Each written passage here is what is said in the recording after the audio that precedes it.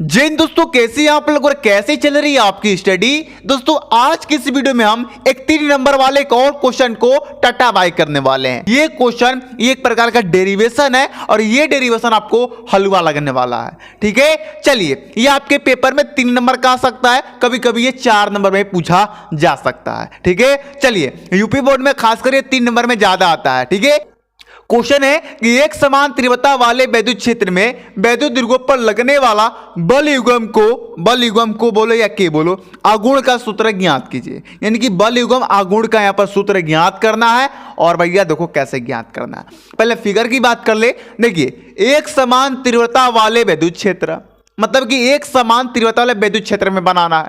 तो ये जो हरा कलर के आप देख रहे हो ये मैंने समान ऐसे लकीर खींच दिए। तो ये जो है भैया ये एक समान तीव्रता वाला वैद्युत क्षेत्र है।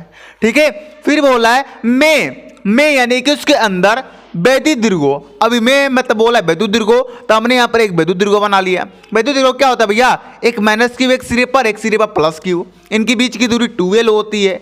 ठीक है, इसका नाम हमने ए दे दिया, इसका नाम हमने बी दे दिया। ठीक है, अब मैंने देखा कि मैं एक यहां से लकीर खींच दूं और यहां से लकीर खींच दूं तो भैया ये त्रिभुज बन जाएगा। तो हम तो भैया है कलाकारी की भूखाड़ी, हमने बना दिया और इसका नाम हमने सी दे दिया।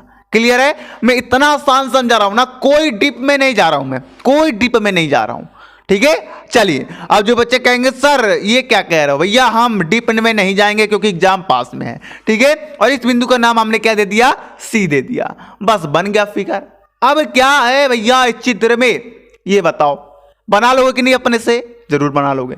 अब आपने जो चित्र में जो जो काम किया है वो आप यहां पर लिख दो। ठीक है, समझो कि आपका अगर 3 नंबर का है तो 1.5 नंबर का काम खत्म। ठीक है, लिखेंगे कि माना है कि वैद्युत दीर्घ ए बी है जो प्लस क्यू और माइनस क्यू से मिलकर बनाया है। देख लो भैया, ठीक है, इनके बीच की दूरी 2l है जिससे एक समान वैद्युत क्षेत्र में रखा गया है। तब इस विद्युत दीर्घों पर लगने वाला बल आघूर्ण होगा। बल आघूर्ण का सूत्र होता है टाउ बराबर एफ गुणे बी सी। बीसी यहां पर क्या भैया, लंब है। ठीक है, एफ क्या भैया, तो बल है। क्लियर है, चलिए अब यहां पर ध्यान दीजिएगा, बल का सूत्र होता है एफ बराबर ई इंटू क्यू। कहां से ये सूत्र है आपको मालूम है कि नहीं, मैं बता देता हूं। देखो जानते हो आप वैद्युत क्षेत्र की तीव्रता पढ़े हो, ई बराबर होता है एफ बटे क्यू। तो भैया यहां से तो हमने ये सूत्र निकाला है। ठीक है, तो हमने एफ की जगह पर E इंटू क्यू रख दिया। अब BC का मान निकाला यानी लंब का। तो देखो भैया ये त्रिभुज है और यहाँ पर 90 डिग्री का कोण बन रहा है। तो ये जो 90 डिग्री वाला ये जो भुजा है ये लंब होगा, इसके सामने वाली कण होगी और नीचे वाली आधार होगी। हमें तो भैया इसका मान चाहिए। तो हम जानते हैं कि साइन थीटा बराबर होता है लंब बटा कण। तो लंब तो हमारा कितना भैया, BC है, BC। कण क्या भैया, तो देखिए 90 डिग्री के सामने वाला क्या होता है, कण।